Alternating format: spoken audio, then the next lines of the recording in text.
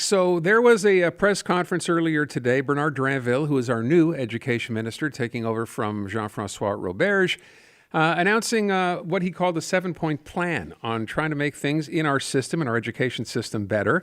And while you could make the argument that some of them seem feasible and reasonable, a lot of people pointing out in reaction to this that despite the plan, it's pretty light on details. In fact, there's not a whole lot here other than what seems like a commitment to, say, renovate and build schools. But that's something that's been talked about for 7-8 years. Not a whole lot has happened in that respect. And a lot of the other priorities, again, have been talked about in the past and not necessarily been acted on. One of them is to reestablish a fast track so people can become teachers without having to get a master's degree. Another talks about adding classroom aides, daycare educators, etc., all of them without specifying numbers. I want to ask Russell COPEMAN from the Quebec English School Boards Association about that, and we will in a second. I first want you to hear some of what he said today, Bernard Drainville. First of all, with respect to how will fast-tracking teachers work exactly, here's that. It's going to allow for these non-qualified teachers to access the teacher's license much more quickly. And I hope that by offering this fast track, there will be some potential teachers who would not be considering the career of teaching, who may say, oh, okay, I have an undergraduate degree already. I wasn't really thinking about becoming a teacher. But now that there is this possibility of becoming a teacher, if I follow this course of 30 credits, now that means maybe 2 years, half time.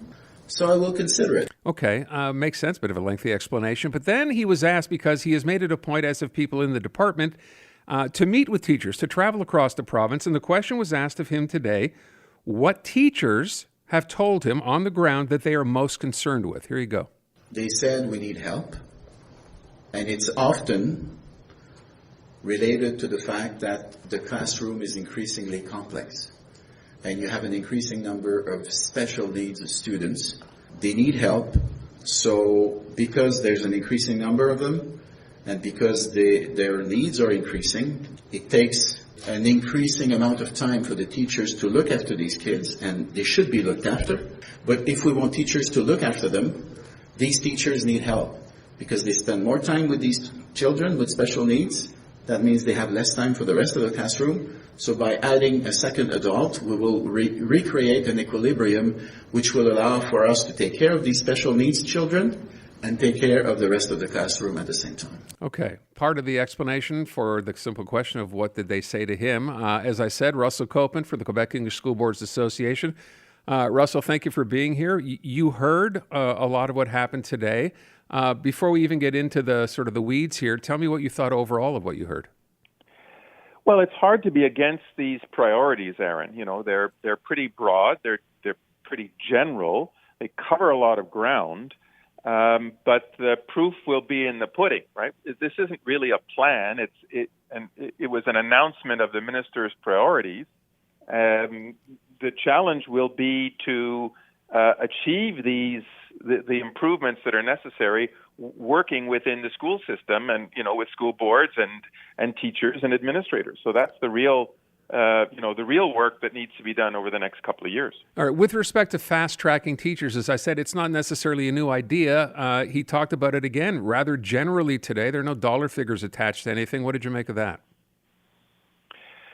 You know, when we have exceptional circumstances, namely a teacher shortage, which is pretty acute, I think you need exceptional measures. And so, you know, it is important to look at alternatives. I have an adult child who had a bachelor's degree in psychology and wanted to become a teacher. And she was forced to go back to do a Bachelor of Education degree, 4-year. Now, she got some advanced standing, but not a lot. She had to do 3 supplementary years of university in order to become a teacher. That's a total, in her case, of 6 years. That's a long time in post-secondary education to become an elementary teacher. So, you know, whether it's the 60-credit master's degree, which is a huge commitment as well, you know, I think we have to look at under these exceptional circumstances, how we can shorten that training period for teachers. Training is important. Pedagogy is not an easy subject, but I'm not convinced that you need a full Bachelor of Education degree on top of a previous bachelor's degree in order to teach elementary school. Okay, so let's assume that system, it seems to be important enough for the minister to have focused on it today, that they in fact go ahead and make it easier to get into the system. Then I read someone commenting on the fact that as good as that is and as smart as it might be, where's the part from this minister about making it a priority to retain teachers in the network as opposed to just training new ones? That's an excellent point. Recent studies show that a tremendous number of teachers leave within 5 years. It can be upwards of 30%. And I think that speaks to the challenge of being a teacher, in these years, the challenges in the classroom and the salary scale. The salaries have got to reflect the importance of this profession. And up until recently, they certainly haven't. There was a real effort made in the last round of negotiations to improve the salary scales, make them more competitive with other provinces. There's still work to be done there. But I think the other thing is, and here I think the minister has put his finger on it, teachers need help in the classroom. There are increasing level of complexity, special needs students. We need teaching assistants. They need specialists to get into a classroom and relieve some of that burden in order to improve educational outcomes for everyone. And, that's going to be a challenge because there's a shortage of these people. There's a teacher shortage. There's a teacher aide shortage. There's a shortage of professionals. And we didn't see much in the minister's plan or priorities today that responds to those shortages. As you mentioned that, the one quote I heard today with respect to having another person in the classroom was him referring to people, I guess, daycare workers within the school already who have an hour here and an hour there and, are there with the kids to make sure parents pick them up, as them being the second people in the classroom. Is that the level of just an additional body, or do you need specialists to be in the classroom?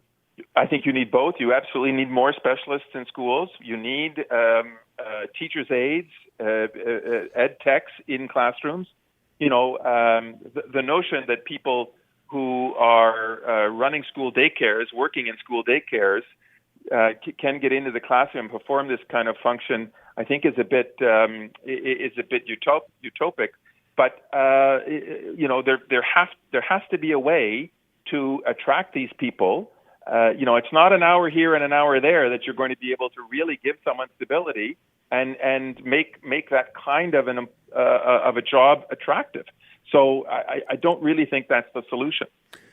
I was going to ask you what there was perhaps that you did not hear today from the minister that you would have liked to hear with respect to the education, the whole issue of education. Was there something that you thought was left out? Well, I think there were a couple of things that were touched on that will really pose significant challenge. The minister talked about the making vocational education more accessible and more attractive, and we agree that that's absolutely essential. There's a huge shortage of tradespeople in this province, and indeed right across the country. And vocational education is a real positive alternative for lots of people. Now, Aaron, historically, English school boards have had challenges in opening up new programs. Our boards have put in requests for new programs, and they've not been accepted. So, it's fine to say that they want to focus more on and increase accessibility to vocational education, but they've got to be aware that the English school system wants to do that. We've been trying to do that, and there have been some brakes put on that in the last little while.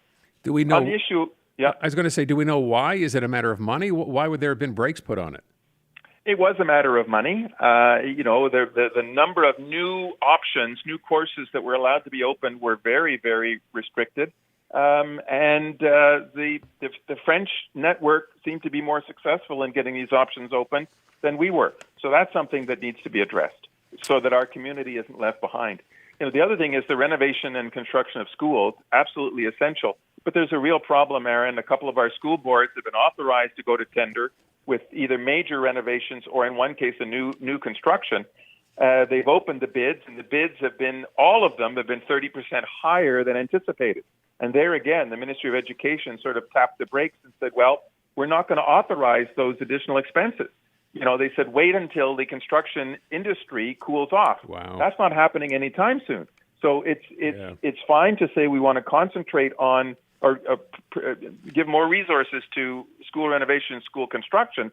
If you don't change the rules to be aware that these bids are coming back uniformly higher than what was anticipated, and you just throw up your hands and say, well, we can't do it, that's not going to solve the problem. Russell, we're out of time. I would ask you just at the end, I realize kind of a vague question, but, you know, we talked so much during the last administration of Jean-François Roberge and how disappointed I think people across the board were with him as a minister. And I think when Bernard Drainville eventually took over that portfolio and I said, are we more optimistic? I don't know that there's more reason to be optimistic after what you've heard up until now. Is there? You know, he seems to demonstrate an openness that is very positive, Aaron. He's visited some English schools already. The deputy minister has visited some English schools. He doesn't come from the network, so, you know, he's out there on the ground. He was very, very impressed with a couple of English language schools that he visited. Surprised, by the way, at the amount and level of French that was being taught in our schools. Somehow this comes as a surprise to some of our Quebec politicians, how well we are doing, not without room for improvement, but at the level of French instruction, he was very surprised. So there's work to be done to help him understand our network, understand our needs, and give us the tools to do the job. I'll take that as a maybe. All right. Russell, thank you very much. It's good talking to you again. Always a pleasure, Aaron. Russell COPEMAN, president of the Quebec English School Boards Association, on what we heard today from the education minister. Still a lot of holes in there that need to be plugged.